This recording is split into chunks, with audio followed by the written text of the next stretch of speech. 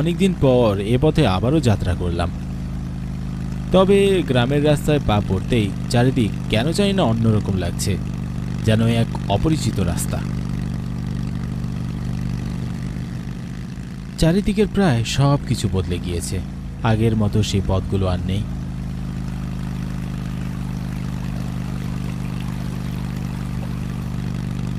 পথ বেয়ে বেয়ে গাছপালায় ভর্তি হয়ে গিয়েছে, এক নিরিবিলি আধারে ঢাকা পথঘাট।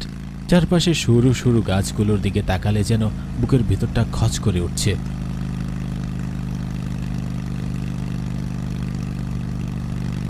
তবে যতদূর মনে আছে, আমি সেদিনের ওই কালো অতীতের পর এ পথে আমি আর আসিনি। সেদিন আমার জীবনের শেষ দিন ছিল এ রাস্তায় আসার। আমার সহধর্মিনীর কথায় বারবার এড়িয়ে গিয়েছিলাম, তাকে একাই পাঠিয়ে দিতাম তার বাবার বাড়িতে। আমি আমার শ্বশুর বাড়িতে যেতাম না। তবে আজ আর পারলাম না। এতদিন পর একমাত্র আদরের কন্যা রূপার কথা রীতিমতো আমাকে আসতে বাধ্য করলো। হাজারো কাজ ফেলে চলে আসতে হলো। তবে কিছুতেই মন টানছে না, বুকের ভিতরে বারবার কু ডাক ডাকছে। মনে হচ্ছে আমার আর এগোনো ঠিক হবে না। তবে এ পথে আমি আগে যেরকম অনুভব করতাম, আজ এমনটা হয়নি। আজ কিছুটা অন্যরকম। প্রায় কিছুটা পথ এগিয়ে আসতেই হঠাৎ করে গাড়িটা থেমে গেল।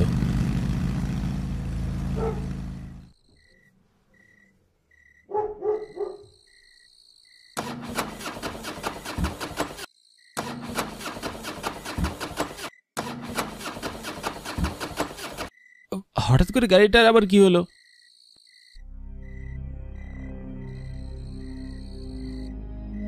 আমি ভুরু কুঁচকে বেশ অস্বস্তি নিয়ে গাড়িটি ভালোভাবে দেখতে লাগলাম, কোথাও কোনো সমস্যা আছে কিনা। তবে তেমন কিছুই আমার চোখে পড়ল না, সব ঠিকঠাকই আছে। তবু কেন জানি না কিছুতেই যেন আর স্টার্ট নিচ্ছিল না। আমি বেশ কয়েকবার চেষ্টা করেও ব্যর্থ হলাম। মেজাজটাও বিগড়ে গেল। উটকো এক ঝামেলা এসে জুটেছে। না, আর দেরি করা ঠিক হবে না। এখনো অনেক পথ বাকি। হেঁটেই রওনা দিই। এক অসহ্যকারী, এখানেই পড়ে থাক। দরকারের সময় কোনো কাজে আসে না।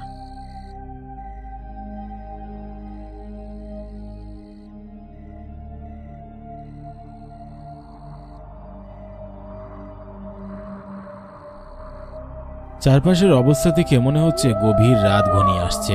উথাল পাতাল বাতাস বইছে, যেন যে কোনো সময় ঝড় উঠবে। আশপাশ থেকে শিয়ালের ডাক আর ঝিঝি পোকার ডাক শোনা যাচ্ছে। আশেপাশে একটিও মানুষ নেই। মনের ভিতরে কু ডাকটা যেন বেড়েই চলেছে। যত এগোচ্ছি ততই ভয়টা বাড়ছে। গাড়িটারও হুটহাট নষ্ট হতে হলো। কিছুতেই যেন কিছু মিলাতে পারছি না। যেন মনে হচ্ছে কোনো বিপদ ক্রমশ আমার দিকে ঘনিয়ে আসছে। কমল,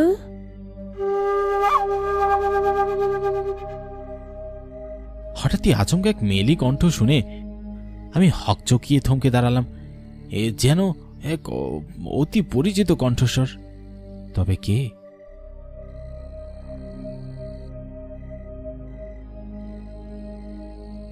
আমি চুপ করে ঠায় দাঁড়িয়ে রইলাম। পিছনে ফিরে তাকানোর সাহসই আমি পেলাম না। মনে হচ্ছিল এ বুঝি পিছনে তাকালেই আজ শেষ। কি রে, তাকা পেছনে। আবারও এক কর্কশ গলার আওয়াজ শুনে থরথরিয়ে কাঁপতে লাগলাম। মুখ থেকে কিছু বের করার ক্ষমতা যেন হারিয়ে ফেলেছি।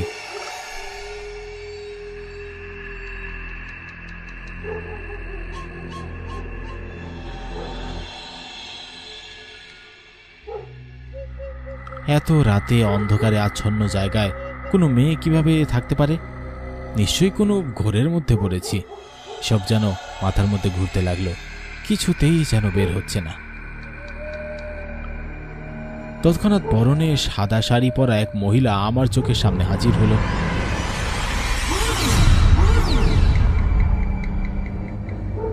তার পাশেই দাঁড়ানো এক ছোট্ট বাচ্চা। হঠাৎ চোখের সামনে এমন দৃশ্য দেখে আমার হাত পা কাঁপতে শুরু করলো।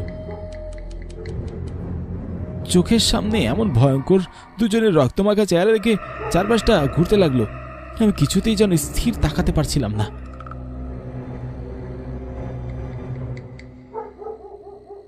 কিরে, কিছু মনে পড়ে তোর? মেয়েটির কথার সাথে সাথে আমার সেই দিনের দৃশ্য আমার চোখের সামনে ভাসতে লাগলো।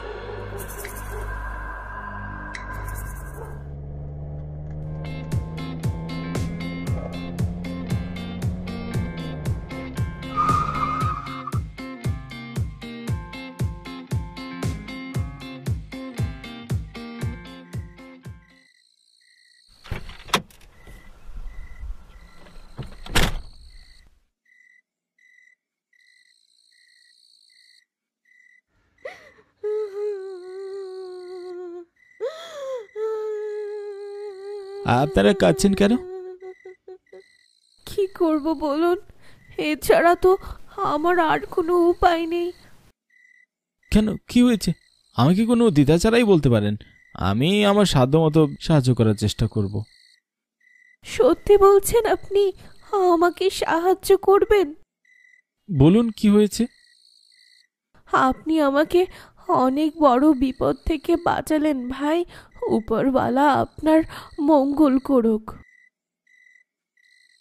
আমার এই করুণ অবস্থা দেখেও আমার স্বামীর একটুও দয়া হয়নি। এক কবিরাজ তাকে বলেছে আমার এই গর্ভে কন্যা সন্তান। তার এই কুসংস্কার আশাবাদী কথা বিশ্বাস করে আমাকে আর আমার এই ছেলেকে বাড়ি থেকে বের করে দিয়েছে।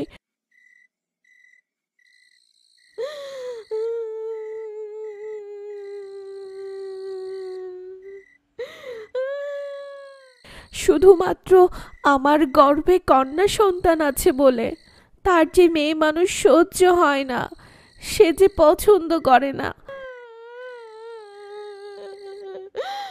আর এই দিকে আমার এই ছেলেটাও বাক প্রতিবন্ধী, সে কথা বলতে পারে না, এজন্য সে সহ্য করতে পারে না।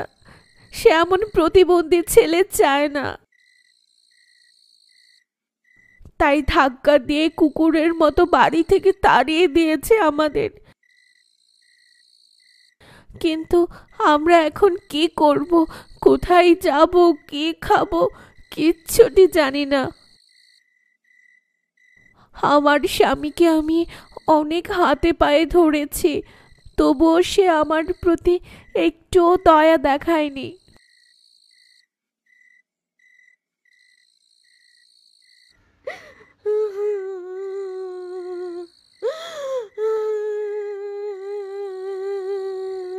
আপনাকে আমি থাকার জন্য ব্যবস্থা করে দিব, আপনি দয়া করে কাঁদবেন না এভাবে।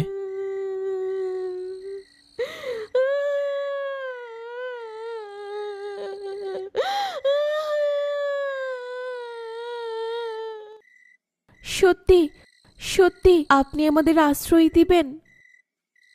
মেয়েটি আমার কথায় যেন বেশ স্বস্তি পেল, এদিকে আমারও বেশ ভালোই হলো। আমি আমার কাজটা ঠিকমতো হাসিল করে নিতে পারবো। হ্যাঁ হ্যাঁ, অবশ্যই, চলুন এখন গাড়িতে উঠুন, আর চিন্তা করবেন না।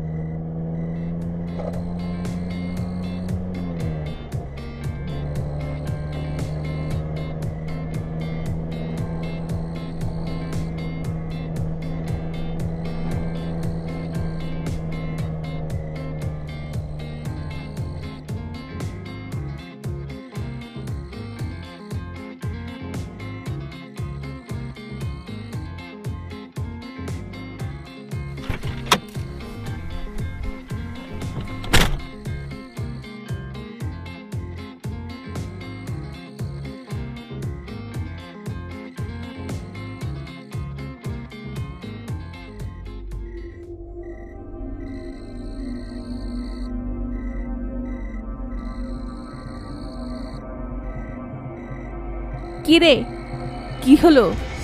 চুপ করে আছিস যে? চিনতে পারলি আমি কে? এই যে দেখ, দেখতে পাচ্ছিস আমার এই অবুঝ বাচ্চাটাকে? তার কথায় আমার ধ্যান ভাঙতে আমি বুঝতে পারলাম সে প্রতিশোধ নিতে ফিরে এসেছে। সে আর আমাকে বাঁচতে দিবে না, সে আমাকে শেষ করে দিবে। আমি বাঁচার জন্য তার কাছে আকুতি মিনতি করতে লাগলাম। আমার ভুল হয়ে গেছে, আমাকে দয়া করে ক্ষমা করে দাও। আমি সেদিনের পাপের থেকে আর কোনোদিন এই গ্রামে ঢুকিনি। আমি বুঝতে পেরেছি আমার একটা ভুল ছিল, দয়া করে মাফ করে দাও। আর কোনোদিন আমি এমন করব না। এই ভুলের তো ক্ষমা হয় না। বল, তাদের কি দোষ ছিল? আমার এই কথা না বলা ছেলেটা কি ক্ষতি করেছিল তোর? আমার গর্ভের সন্তানকে তুই বাঁচতে দিলি না, তোকে আমি আর বাঁচতে দিব না। এই দিনের অপেক্ষায় ছিলাম আমি। তুই যেমন আমার সর্বনাশ করে 3টা প্রাণ মাটিতে পুঁতে দিয়েছিস, আজ তোকে আমি মেরে তার প্রতিশোধ নেব। না, তুমি আমাকে মেরো না, দয়া করো, আমাকে মাফ করে দাও। আমার ছোট্ট একটি মেয়ে আছে।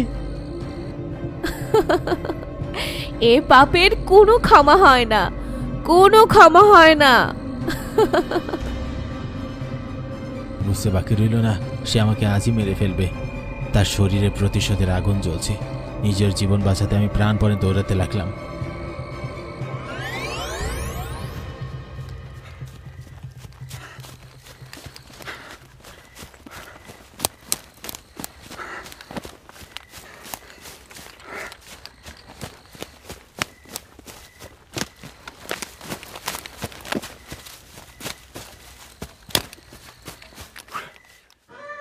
কিন্তু শেষ রক্ষা হলো না। হাত এসে আমার গলা চেপে ধরল। আমি যেন নিঃশ্বাস নিতে আর পারছিলাম না। দম বন্ধ হয়ে আসছিল, বাঁচার জন্য প্রাণটা ছটফট করতে লাগলো। কিন্তু তারপরেও যেন আমার মুক্তি নেই। বারবার আমার চোখের সামনে ছোট্ট মেয়েটার মুখ ভেসে আসছে। কিন্তু অতীতে সেই কালো ছায়া যেন আমাকে আর বাঁচতে দিবে না। কিছুক্ষণের মধ্যেই আমার শ্বাস বন্ধ হয়ে গেল। আমি আর নিঃশ্বাস নিতে পারলাম না। মুহূর্তেই স্থির হয়ে গেল আমার পুরো শরীরটা।